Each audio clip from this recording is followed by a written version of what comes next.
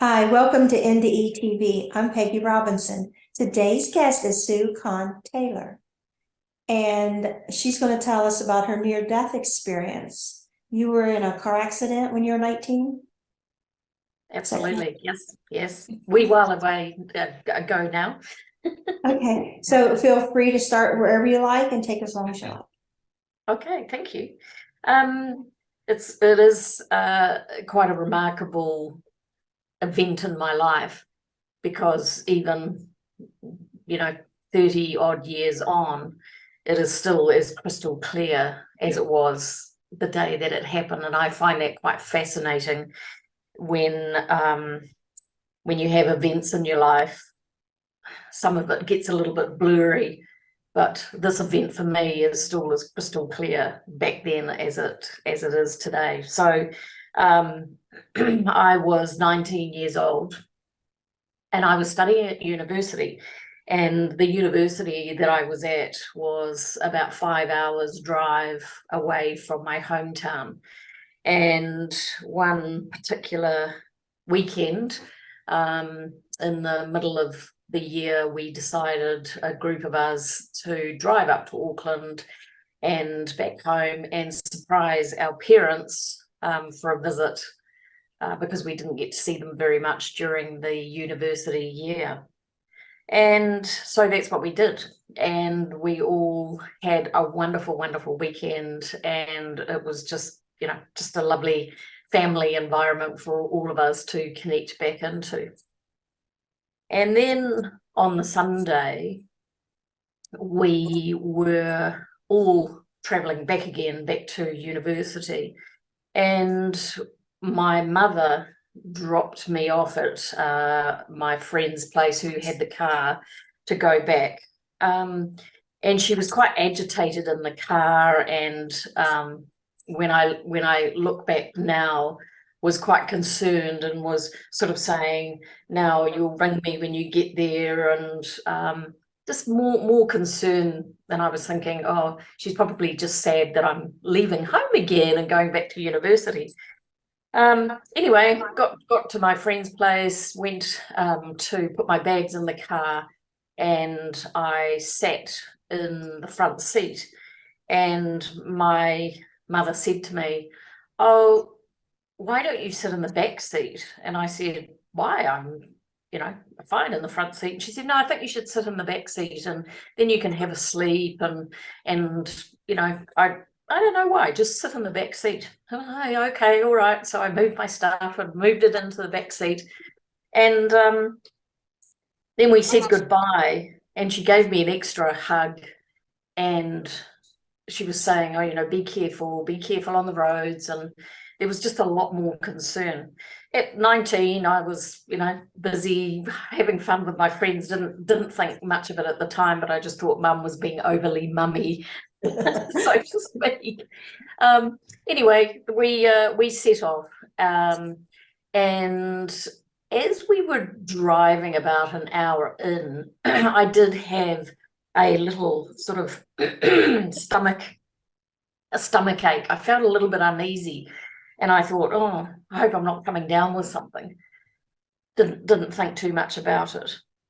About 3 hours into the trip, I had fallen asleep against the door with my pillow, and it was pouring with rain by that stage, and I was still in the back seat, and all of a sudden I heard the other three boys in the car just go, "Oh," and make some swear words. And I woke up quickly to get up to look at what was happening, and just saw us slam into the front of another car. I don't remember. There's a gap where there's nothing. I just don't remember anything about what happened after that for a period of time. But I do remember a few things. And one of them was, I was lying on the side of the road, and I had a blanket over me, but I didn't feel connected to my body. I was still there, but I just didn't feel connected. And then I remember another moment where I was in the back of someone's car. And I remember opening up my eyes and seeing this beautiful face of someone with blonde hair and short and quite shimmery and quite beautiful. Hard to describe what it was like, but it wasn't a real, live person who was there. And I remember feeling very calm, but also thinking, oh, I don't think I'm in a good situation here. And that went again. Then the next event that I remember was being in the ambulance. And I was having an out-of-body experience. So I was sitting at the top of the ambulance and I was watching the whole scene inside the ambulance. And I could see myself there, and they put me in the ambulance with one of the other guys, and he had a really bad back. They didn't know what had happened to him, but he was complaining about his back. And every little bump we went over, he was crying out in pain. And so there were two ambulance, a driver and assistants, and then there was a nurse in the back with us. And it was like watching a movie, watching it all happening, the conversation. I can remember the conversation even today. And so the ambulance driver and the nurse were talking, and they were saying, oh, better drive in the middle of the road, because where this accident happened, we were in the middle of nowhere. Like, I kid you not, it's on the western side of a big lake. There's a lot of forest and bush, and not many people who actually live there. So we were quite a way away from the hospital. And it wasn't a highway, it's just a 2-lane back road. And so the ambulance driver said, we're going to drive in the middle of the road to try and get the smoothest ride for John, who was in the other bed in the ambulance. And the nurse was saying, this isn't good. This isn't a great idea. We shouldn't have put these two in the same ambulance, because my female patient here is losing a lot of blood and she's unconscious, and I don't know what's happening. So the ambulance was driving, and I remember I was almost riding with the two people in the front and watching the road and the rain, and then I'd come back and I'd look at my own body down there in the bed and thinking, oh, that's interesting, what have they put on my head? And they'd wrapped it all up in white gauze and bandages. And it was quite unemotional, but it was very connected. I was very involved, but not emotionally. It was just observing all these things that were going on. And then there was a point where the nurse asked John, who was in the other bed, and said, what is this female's name? Because we need to get hold of her parents. And he told her what my name was. And the nurse said, oh, how do you spell her surname? And he said, L-E-E. My surname was Lee, but my surname was actually spelled L-E-A. And I remember watching this, and this absolute panic rise up of going, oh, they'll never find my parents' phone number to call them and tell them what's happened, because they've got the wrong surname. And within an instant, I went back into my body, and I turned my head and I said to the nurse, it's L-E-A, L-E-A. You must get that right. And then out again, back up to the top of the ambulance. Amazing, amazing. And from that point on, apart from watching the journey, there was just me participating out of my body as the ambulance drove off to the hospital. I don't remember another big gap. There was just nothing. And then again, when I was in the emergency room, I was observing my body, listening to the emergency staff who were there going, she's lost a lot of blood, she's cut a vein in her head. And they were trying to decide what to do. And at that point, when they started taking me into the operating theatre to do something with my head, I went back into my body and I thought, no, I need to be here. I need to be here. This is where I need to be. And I don't remember anything for another day or so, and then woke up in a hospital bed with neck braces and stitches in my head and all sorts of things, and that was it. Did you tell anyone about what you experienced right away, or Oh. did they? No, and the interesting thing, I sat with it for quite a while because I was trying to get my own head around what actually happened. Now, to put that into perspective, even as a child, I was actually quite spiritual. I didn't understand what was going on for me and what spirituality was all about, but I used to see auras around people. So when I was a child at kindergarten, I used to draw all my people with rainbows around them and my dogs with rainbows around them. And the teachers would always say, well, why are you drawing rainbows around your people? And I'd say, because that's what I see. Those are my people. That's what I see. There was a long period where I just sat with it. I didn't say anything because I was actually questioning, was that real? I'd say it had to be real. I was watching everything like a movie.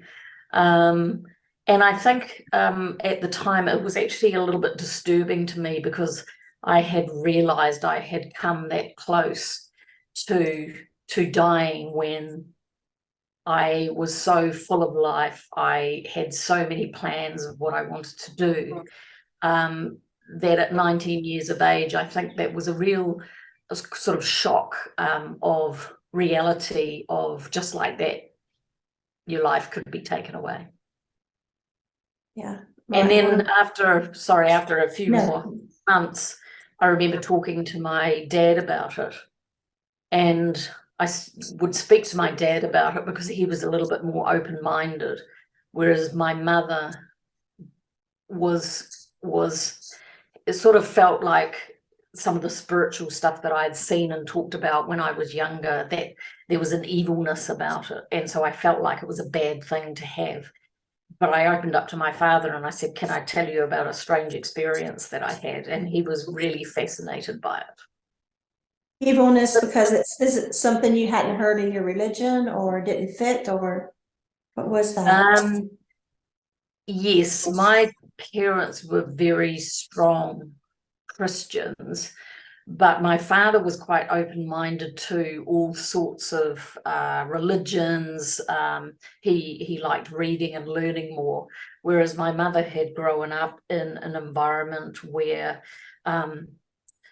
everything was scary and you had to be careful and don't pet the dog because it might bite, through to if you tell lies, you'll be sent to hell and beyond, kind of thing. So she was very conservative in her thinking and her framework of life, basically. What were your injuries?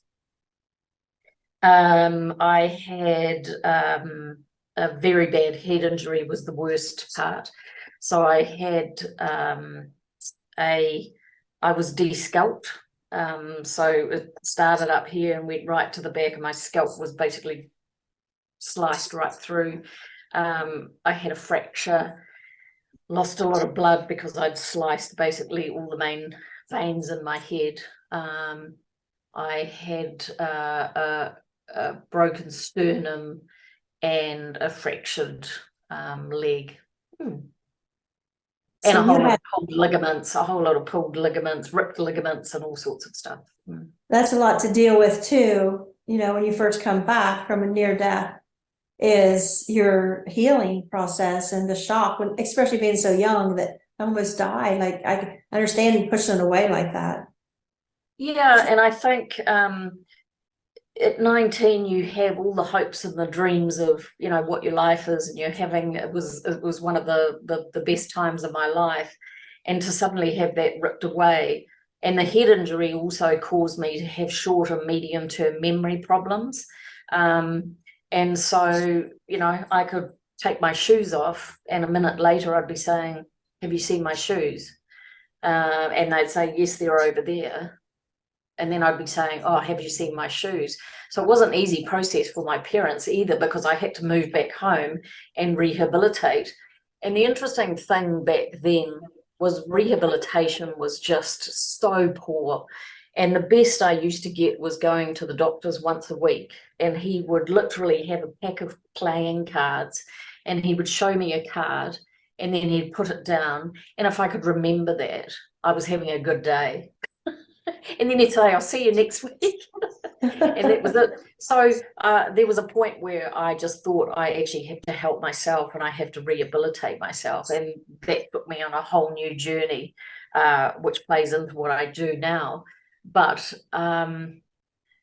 yeah, on top of that, and having that near-death experience and trying to get my head around what that actually was and how does that happen, and how could that happen and why did it happen, just used to sit and ruminate with me for months and months and months. 30 years ago or so, you're saying this was, I assume you hadn't heard of NDEs? No, not at all, not at all. I had a spiritual interest because I had certain things happening as a child, and I realized that I could see things that other people couldn't, i.e. people's auras. And I had seen spirit here and there. But because it wasn't sort of allowed to be talked about in my house, I shut that part down. And of course, I would never talk to any of my friends about it because I thought they'd think I was crazy or I was a bit, you know, woo-woo, or, oh, Sue's a bit weird. Right. So I kept that as a very personal element of myself and never shared it with anyone until I was a little bit into my 20s, that I actually found this amazing spiritual group. And there was a lady there who was in her 70s, and she was just the most beautiful soul. And she taught me so much about what I had experienced in my life, and helped me understand it more and actually normalize it. And she said to me, you've got to see this as a gift, not as something that is negative and bad and you should shut down and never talk about. Yeah. I'm curious, you mentioned a person that wasn't real with blonde hair. Yes. Was that male, female? Did you know? It was female. It was female. And I actually wondered if it was my my grandmother, because she looked so much like my mother. And that was my sort of connection that I was thinking. I think that was my grandmother, because yeah, that I could recognize, because at one point I thought, oh, that's mum. And then I thought, oh no, it's not mum. And as I thought about it later, and saw more photos of my grandmother, I thought, oh, I think that was my grandmother. When you were having the out-of-body experiences part of it in your NDE, did you pick up on emotions or like thoughts, like telepathic or anything from anybody, you know, at the scene of the accident or the squad or hospital? I did in certain ways, but the actual period of time, which was about 45 minutes that we were in the ambulance, felt like it was fairly non-emotional, but I was right there, fully engaged. And there was no judgment when the conversation about we shouldn't have put these two in the same ambulance because we need to get her there as fast as possible. You know, there was no judgment. It was just me observing and listening. Absolutely no real emotion. Even when they got my surname wrong, it was just, I must do this and sort this out and then come back again. So quite fascinating. Interestingly, though, by the time that I had arrived at the hospital and watching myself in the emergency table, that was when I did feel emotion, and I suddenly became concerned about my other friends in the car. And I thought, gosh, there were other people in the car. What happened to them? And at that point there was a much stronger emotion and probably suddenly a bigger awareness of actually what had happened and what was actually happening. Did everybody end up being okay?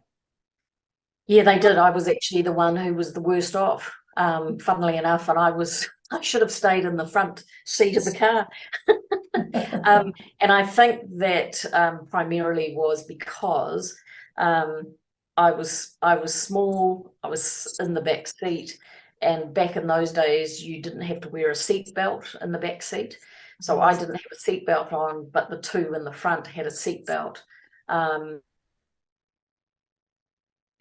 in the back seat with me was quite big and burly.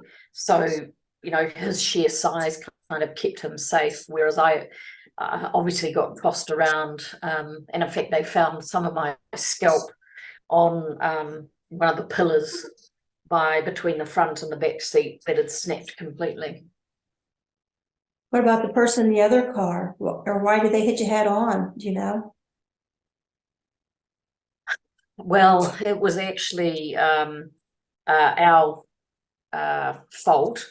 So our driver, it was pouring with rain, and he came down a big hill, and at the bottom it was flooded, and he hit the water, and basically the car aquaplaned and went over onto the opposite side of the road and hit the other person who was driving down. It was a single male in the other car, and he broke his sternum, but apart from that he was actually conscious and apparently was okay.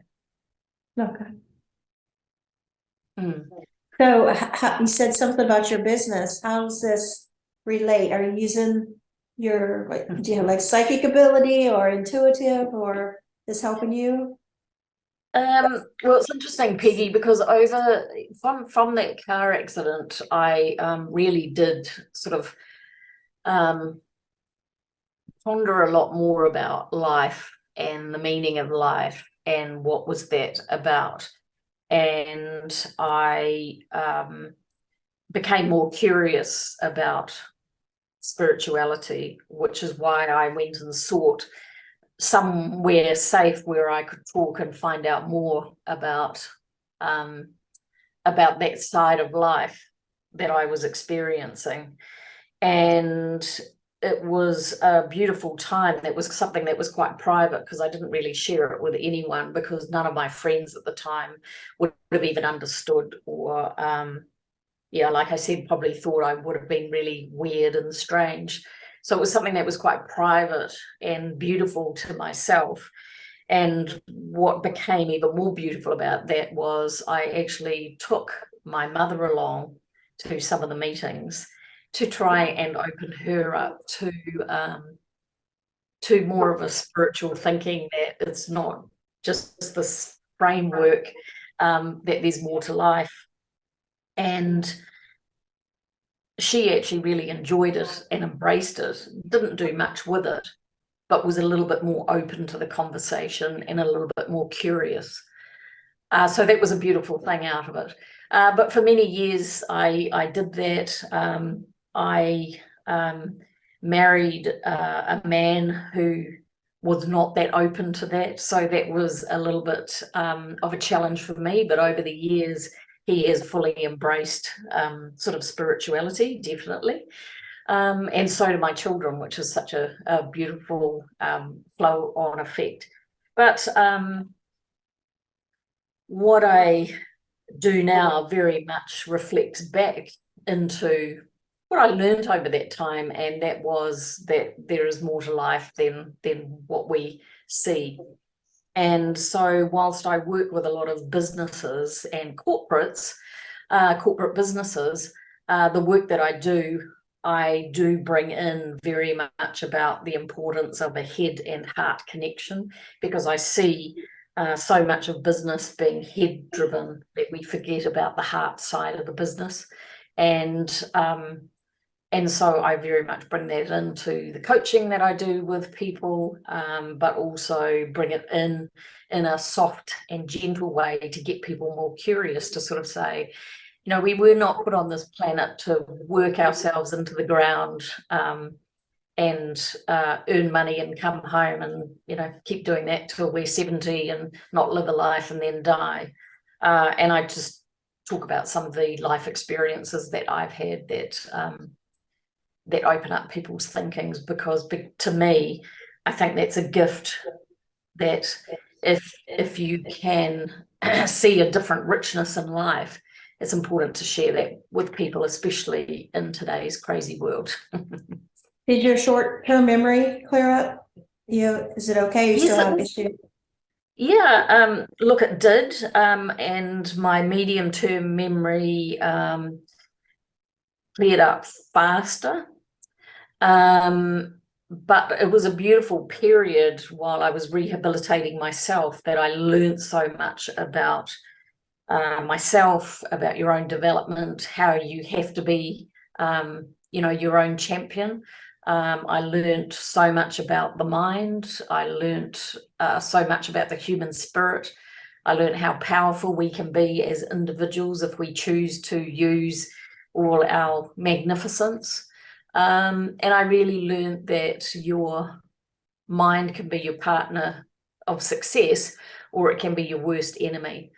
And so a huge part of that learning over those 2 years that I rehabilitated myself while I was living at home, and I had to leave university, and I basically spent a couple of years at home rehabilitating myself, was the most incredible learning ever in my life, that I still use today and I still reference today. And the most beautiful thing is I've now brought a lot of that learning back into my business today to actually help others be more open to the meaning of life, to not get so caught up in our mind that we forget about the heart side of who we are. Isn't it amazing how we can have memory issues, or decades go by, but those are stay crystal clear, or NDE it just stays like entombed. Absolutely. And that's what I found so fascinating, was that I had short and medium term memory loss, but I could still remember that experience of the whole accident and the out of body experience. Absolutely crystal clear. It's like it's imprinted in my mind. And even talking to you today, it takes me right back there. I can see it. I can even tell you what those people, the ambulance driver, looked like. I can tell you what the nurse looked like. I can almost hear their voices. It's quite incredible. I have a theory that it's because we experienced this, saw this, heard this, remember it from our soul. We weren't in our brain. Weren't in our body. We were in our soul, and our soul is perfect. Our brain isn't. We don't remember this. We don't experience it through our brain. We experience it through that soul. Yes, totally agree. And I think that's a lovely way to reflect it back. And that's what it felt like. Most definitely. I'm curious about your statue. What is that? It's a statue from Thailand, and it's just one of their spiritual gods who's kneeling and praying, giving thanks. Okay, I ask for the audience sake because I know there will be people that are thinking something satanic or whatever. Like, No, why? Yeah. And I don't want to have to answer for it, so I just let you. she's actually very beautiful, and very fine features, and when you look at her up close, yeah, very peaceful, very calming. And to me, it's just being very grateful, the kind of prayer position of just being incredibly grateful for the life that we live and the life that I get to live every day. That's how I feel about my angel statue. I've had it for years and years. And it's just, and somebody thought it was satanic. They thought it was eating a baby or something. I'm like, it's an angel holding a baby. About people assume so much, so I would clarify what that was. So no. Yes, and I have behind me here too my one of my crystal singing bowls. So I love, tuning into sound and sound healing and those sorts of things as well. I've never done that. Does it like help you like connect with your soul or what? So I use a lot of sound to meditate to, just to connect to heart. And the different sounds of the singing bowls all have different notes that they hit.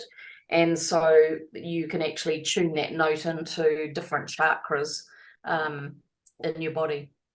But it's quite a beautiful, you can use them for clearing energy if you feel you're a bit flat and you want to lift yourself up, or if you want to calm down, or if you just want to feel good, you can use the crystal bowls for changing energy. How did your mom receive your NDE? I assume you finally told her. It's a funny thing because I really felt for them, because by the time they had tracked down my parents' number, because of course I was unconscious, they got the phone call at about 1 o'clock in the morning. And no parent wants to be woken up by a phone call at 1 o'clock in the morning to say your daughter's in hospital and you need to get down here. And interestingly, she said to me, I didn't feel safe for you when I dropped you off. She said, I couldn't explain it, but I just was in a different anxious state. And she said, even as I drove away, she said, I felt a bit funny and sick in my stomach.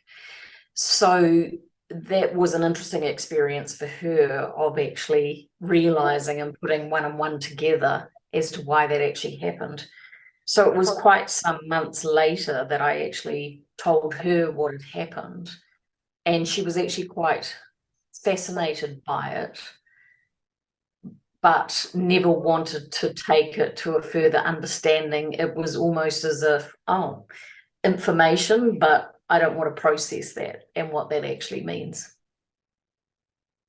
But the interesting thing she did connect with was that intuitive, mother to daughter feeling that something wasn't right, or there was something that wasn't good. I had ectopic pregnancy at 25 and died and come back. And I told one of my sons the other day, I said, I want you to remember one thing when I die. I said, I want you to remember that I died when I was 25 and I was allowed to come back. I mean, he knows my story, but I just want to reiterate, that I don't want my kids to be upset when I die at 80 or whatever, that I want them to realize I had died at 25 and I was allowed to come back. Yes. And I said, a lot of women die from ectopic pregnancies, and I begged to come back and raise my little boys, and I was allowed to. It was kind of my way of letting him know, hey, I could have died and stayed dead, at 25. Whatever years I got was, given by God.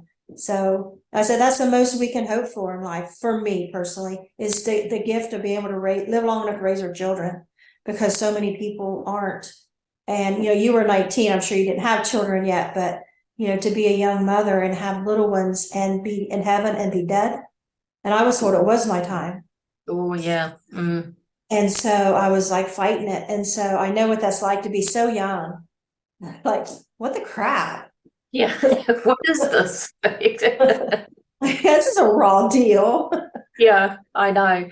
But I have such a great philosophical view on life from that point, because it made me appreciate that, we don't know what's happening moment to moment.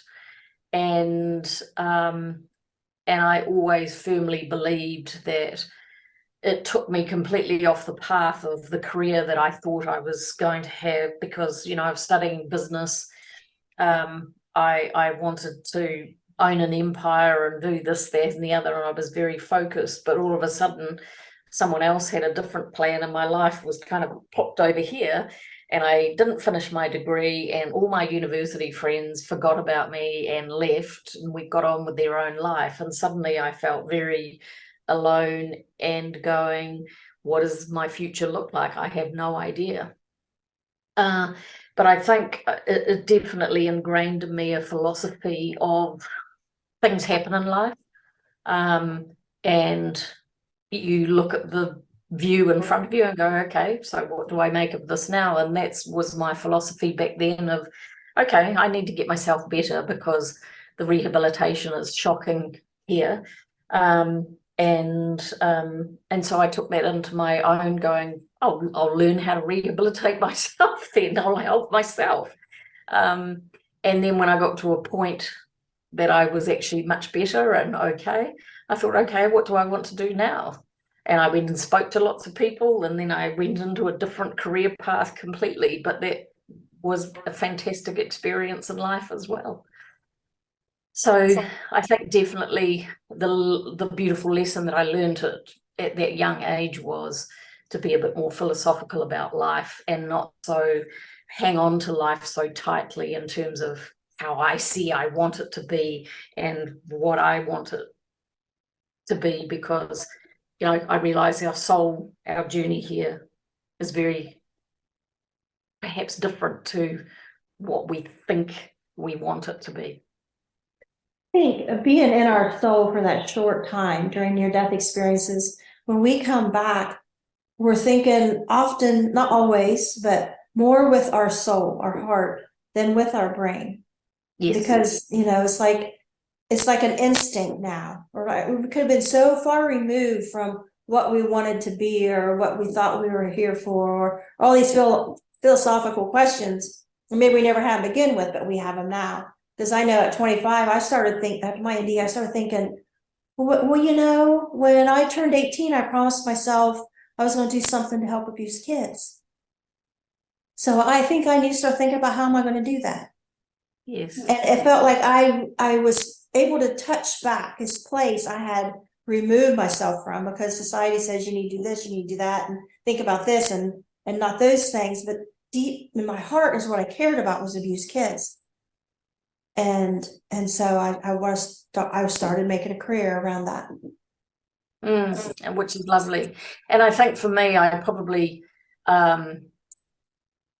parked that part of my life for a bit, and then had children.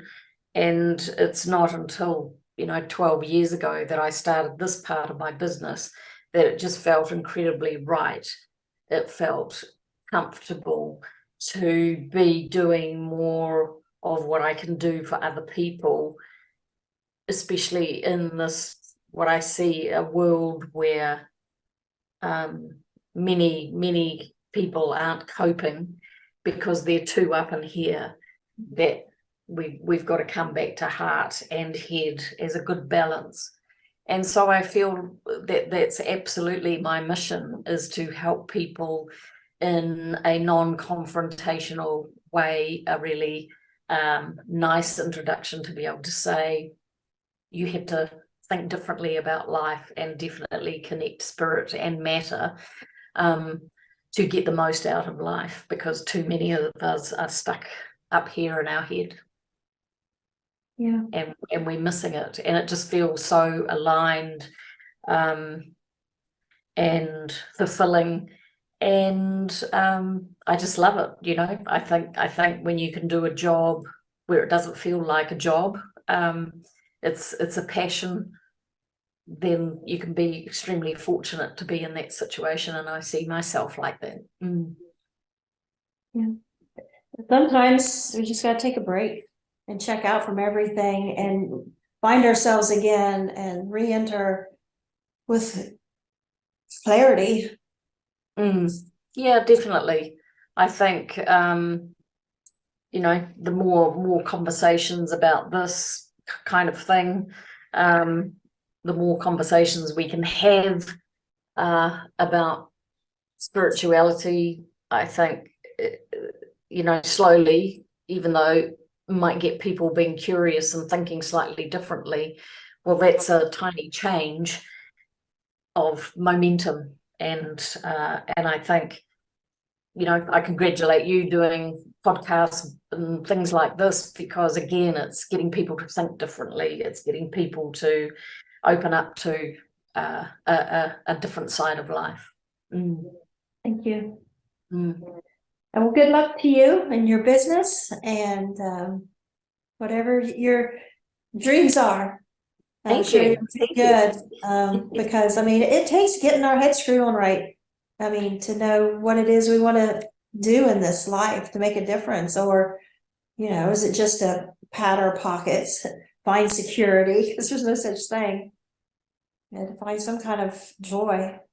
Yeah, absolutely. And I think that's important for everybody to feel more fulfilled, and as you say, to have that joy in your life. You've got to have that meaning and purpose, because otherwise, what are you here to do? What is the reason for your life on this planet if it's just to fill your pockets and buy things and make it all about yourself?